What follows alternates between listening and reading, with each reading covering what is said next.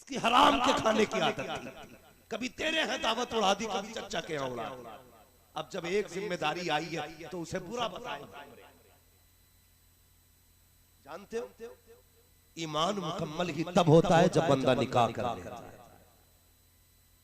हाँ, गुनाहों से बच सकता है बंदा बीबी के आने के बाद। ये कहता फिर मत करिए वही जब से आई है मुसीबत में ही हो। तो ये वो लोग होते हैं जिन्होंने पूरी जिंदगी फ्री की दावत उड़ाई होती है। जो सुकून निकाह के बाद मिलता है वो निकाह से पहले नहीं मिलता है। बच्चे इस बात पर ज्यादा ध्यान न दें, कहीं 12 साल से शादी का छोड़ मत पलट। थोड़ा सा जरा हिसाब से, हर चीज की उम्र होती है। माशरा हम चाहते बेहतर हो, लेकिन ये नहीं चाहते कि हमारा घर बेहतर हो। हम अपने घर को बेहतर नहीं करना चाहते, पूरे समाज को बेहतर करना चाहते हैं। हकीकत का मौलवी हमारे मोहल्ले में एक औरत है, बड़ी लड़े, लेकिन कभी अपनी बेटी को नहीं समझाएगा बेटी तुझे पराए घर जाके नहीं लड़ना है। अपनी बेटी को गोद में बैठाता, बहू से कहता बहुत लाका है, कहां से आई है बंदूक है पूरी, सारे है बहू के अंदर। कभी बेटी की भी परवरिश कर। परवरिश कैसे की जाती है? यही सैयदा ज़ैनब है जिन्होंने तारीख में उस जमाने में सबसे पहले 7 साल की उम्र में पूरा कुरान हिफ्ज़ कर लिया। ये सैयदा ज़ैनब है जिनको कभी नंगे सर किसी ने कुरान पढ़ते ही नहीं। ये सैयदा ज़ैनब है। परवरिश ऐसी बेटियों की करो। हम तो कहते हैं जी देखो तो गैरत का जनाजा निकल गया। क्या बात है जी कि फलां की बेटी देखी 3 बद्दियों का सूट पहने घूम रही है। दूसरे की बेटी पे नजर डालता, अपनी बेटी देखना। अभी 6 साल की नहीं हुई थी कि तूने 2 बद्दियों का सूट पहनाया।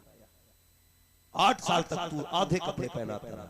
9 साल में तूने कहा बच्ची तो है, उसने अपनी मर्जी से बर्थडे पे जाके उसी पे हाथ रखा जो वो पहन रही थी।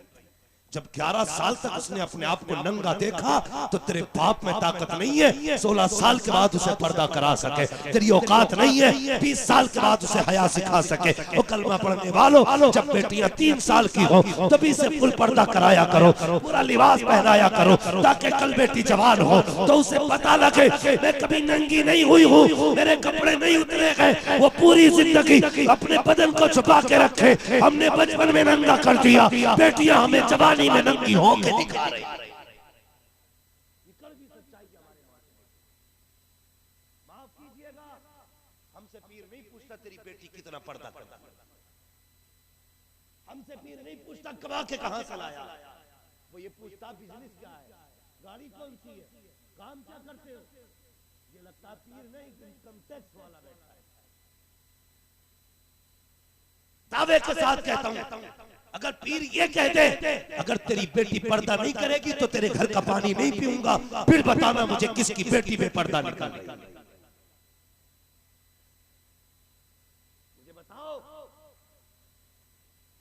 बदलो अपने आप को। सरकार मुफ्ती आज़म हिंद को देखो, हिम्मत थी किसी की कोई बेपर्दा आ जाए। अगर नंगे सर आ गई कहते थे 7 बार ना हो, 1000 बार ना हो। आज तो हाथ रख रहे, शर्म नहीं आती। ऐसे पीरों से भी मुआशरे को बचाओ और अपने समाज को बचाओ। हमें पीर वो चाहिए जो खुदा वाला भी हो, मुस्तफा वाला। सिर्फ ये नहीं देखेंगे किस खानकाह से आया, इसकी नस्ल में कितने पीर हुए हैं। जरूरी नहीं है वली के घर में शैतान भी पैदा हो सकता है। हाँ, जरूरी नहीं है। गौर करो, अगर हजरत नूह के घर में नाफरमान बेटा हो सकता है तो 7 पुश्तों के बाद जाहिल पैदा नहीं हो सकता। हाथ में हाथ दो ना, देखभाल के देना। ये देखना इसकी नजर सिर्फ जेब पे तो नहीं, दिल पे भी है कि नहीं।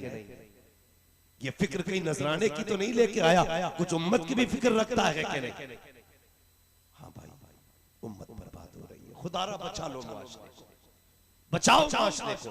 अल्लाह अकबर। क्या उनके कैसी तरबियत की गई थी। सैयदा सकीना के मुंह से खजूर निकाल कर फेंक दी, का बेटी नाना ने हमारे लिए सदका हराम कर दिया, हराम कर दिया। आज अगर बात आ जाए ना तो जी कहते कोई बात नहीं, थोड़ी देर मुंह खोल लेते ताकि मुरीद को टोकना ना पड़े। शर्म कर, हया कर भाई। पढ़ो आप करबला वालों को, देखो करबला वालों को। मैंने कहा था पूरी जिंदगी ये करबला, कैसा पर्दा उनके घर का।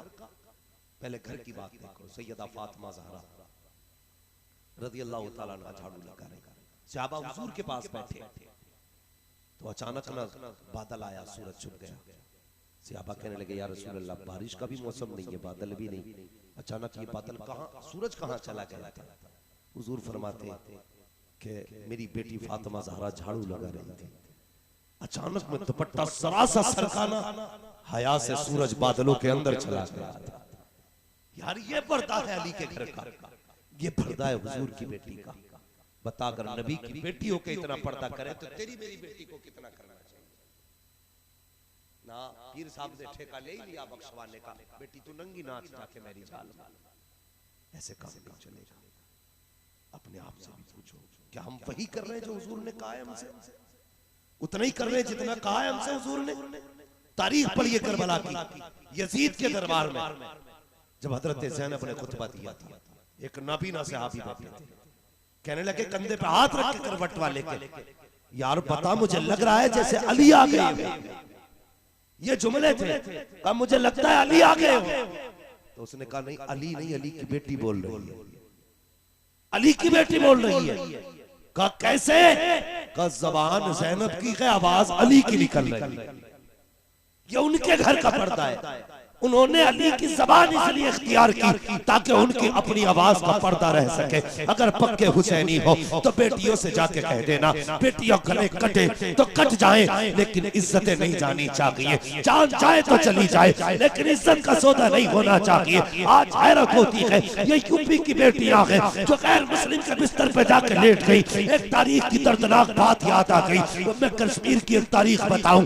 एक पुलिस वाला गैर मुस्लिम था, इस्लाम के शहजादी मुस्लिम बेटी में नजर पड़ गई और कहा शाम को तेरे घर आऊंगा जब मेरे लिए बिस्तर तैयार होना चाहिए। अल्लाह अकबर। वो कश्मीर के मजलूम ये कहकर उसने धमकी दी। जैसे शाम का वक्त आया, दरवाजा बजा। जानते हो उन इस्लाम की बेटियों ने जब ये देखा हमारी इज्जत लुट जाएगी, हमारी आबरू चली जाएगी, गैर मुस्लिम आकर के हमें लूट लेंगे, तो घर के अंदर तंदूर था। तो बहने, एक माँ ने छलांग लगा करके अपनी जान तो दे दी, लेकिन कुत्तों के हाथ नहीं आने दिया था। मैं तुझसे कहना चाहता हूँ, अगर कश्मीर वाली इतनी हया वाली हो सकती है तो यूपी वाली को कितनी हया वाली होगी। कब तक जलसों के लड्डू खाते रहोगे? सिर्फ मौज 11वीं की खा के मनाते रहोगे। बदलो अपने आप, हुजूर वाले बनो, घरों में हया लाजिम करो। याद रखो, माँ परहेजगार होती है तो बेटा ताजु शरिया होता है, माँ दरूद वाली होती है तो बेटा मुफ्ती आजम होता है, माँ अगर सुजूद और क़ुऊद की पाबंद होती है तो बेटा इमाम अहमद रजा पैदा होता है।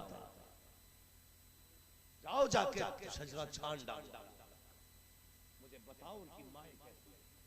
कसम खुदा की, हुजूर ताजु शरिया की अपनी अम्मी मुफ्ती आजम हिंद की बेटी, इनका अपना मामूल ये था, कभी बिना दरूद पढ़े इन्होंने रोटी बनाई नहीं थी। बता, जिस घर में रोटी दरूद पढ़ के बनती हो फिर बेटे कैसे होने चाहिए? हम हराम के लुक़मे ला के बच्चों को खिलाएं और कल कहे मौलवी सुधार मेरे बेटे को बना पता कर देगा कोई? बोलो, कितना मुश्किल है। जैसा बिल्डिंग में सीमेंट लगाओगे बिल्डिंग वैसी तैयार है, जैसा उसके अंदर खमीर लगेगा वैसी इमारत होगी। लुक़मे हलाल के लगाओगे तो बेटा ताजु शरिया ही बन के पैदा होगा। शर्त है हराम नहीं हलाल। यही करबला वालों का पैगाम है। अल्लाह अकबर। लेकिन जब कोई हलाल वाला होता है ना और सच्चा होता है तो फिर जुल्म कितना भी ताकतवर क्यों ना हो और जालिम की पावर कितनी क्यों ना हो, उसके पैर कांप जाया करते। इसलिए कि झूठ कभी सच के आगे टिक नहीं। बोलो, झूठ कभी सच के आगे टिक नहीं सकता है। बस आखिरी बात बयान करके बात खत्म कर लूं। मेरे भाई, हमारे कुछ भाई ये कह देते हैं मौलवी साहब क्या करें, मजबूरी है, झूठ बोलना पड़ता है। कहा क्यों? झूठ नहीं बोलेंगे तो दुकानदारी नहीं चलेगी। गलत सोचते हो। रज़्ज़ाक़ झूठ नहीं, रज़्ज़ाक़ अल्लाह है। रब की रज़ा के लिए सच बोल के दुकानदारी कर। जिम्मेदारी तो उसने दी है ना रोजी देने की, तुझसे किसने दे दी? कह रहा कसम खुदा की ये माई का भी लेकर आया हूँ 950 रुपए का, इतनी लंबी पैक था। कसम खुदा की अभी लाया हूँ 950 का, आप हजरत हो तो आप 940 दे दिए। कोई बेवकूफ होगा इतना जो 10 रुपए घाटे से बेचे? कह रहे आप हजरत हो ना तो चलो 940 ही दे दिए। भाई मुझसे भी 940 क्यों ले रहा? मैं तेरा गला काटने थोड़ी आया हूं। तू बच्चों के लिए कमाने बैठा, ये मत बता कितने का लाया। तेरी चीज है, तू 10 लाख का बेच, लेकिन झूठ बोल के नहीं, झूठ का सहारा ना लो। या रज़्ज़ाक़ कह के दुकान में बैठ, बिस्मिल्लाह करके सौदा बेच, फिर देख अगर तू 500 का सौदा करेगा अल्लाह उसमें 5000 की बरकतें अता फरमाएगा। याद रखिए, लोग कहते मेरा तो बैंक में पड़ा, मैं देखूं कहां चला जाता। अल्लाह कहता अच्छा, एक बीमारी लगाई ब्रेन ट्यूमर, निकल गई यार, बैंक का भी आ गया, जमीन का भी आ गया, जो उधार था वो भी खिंच के चला आया, ब्लड कैंसर, बिकवा दी सारी। अल्लाह ही बीमारियां देने वाला है, वही शिफाएं देने वाला है।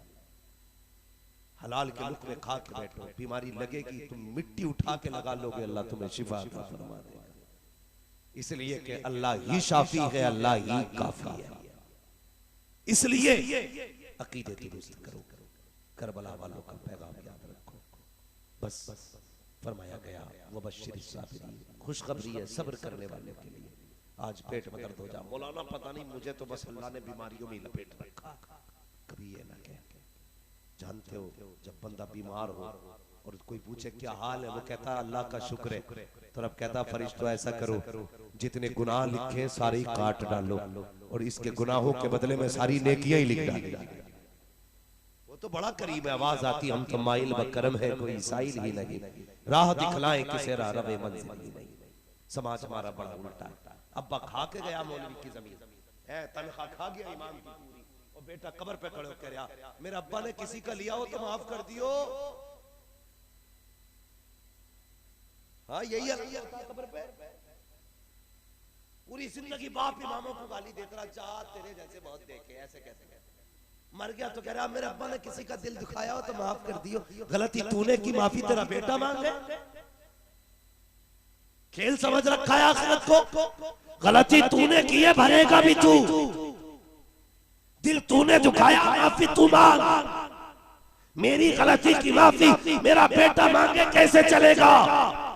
अल्लाह कयामत में खड़ा करके पूछेगा आप बता तो सकी किस नेता पे कूदता था, जल्दी खड़ा हो आवाज दे नेता को, वो तुझे बचाने के लिए आए। उस वक्त कोई नेता काम नहीं आएगा, कोई पावर काम नहीं आएगी, कोई ताकत काम नहीं आएगी, कोई बचाने वाला नहीं आएगा। अगर बचना चाहते हो तो बरेली से आवाज आती है, आज ले उनकी पनाह, आज मदद मांग उनसे, कल लमाने के कयामत में आकर